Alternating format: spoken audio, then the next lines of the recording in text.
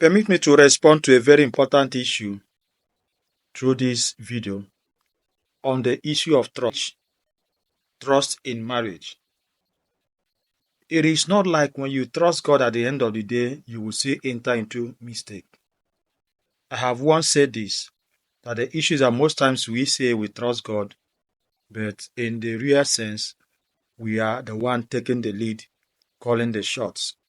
And God comes in at the middle of the whole thing. God is not actually carried along. Now, I want to put up this as advice to intending couples. When you want to start the marital journey, I want you to know that God cannot come behind. God cannot come behind. God must be the beginning of it all, and we must have every sincerity towards approaching marriage.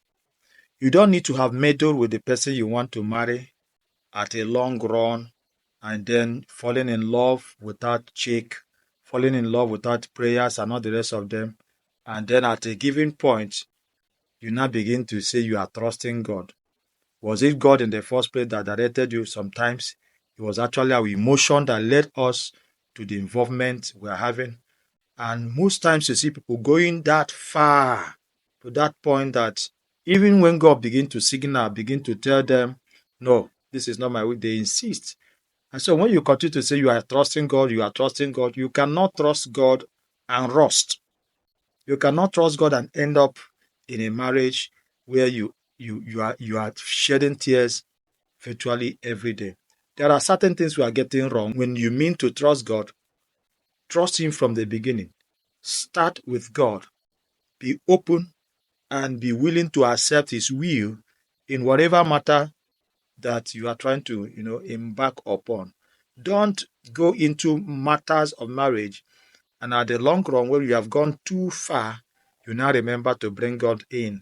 And tomorrow, when something goes wrong, you will say, oh, I've been trusting God. I trusted God in it.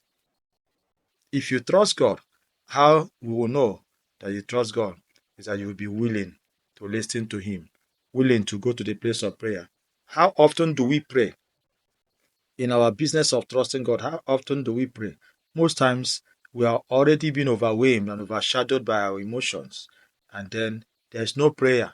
I can tell you, most times what we do is we watch with our eyes, and then we develop likeness or love, whatever you call it. And at the end of the day, you see people like the women going for consultation instead of prayer, and you hear them say, I am trusting God. It will work out well. When you need to ask questions, ask from God, ask from men. Make sure you are not just faster than your shadow. And I want to believe that we will get things right. You will not have any reason to regret.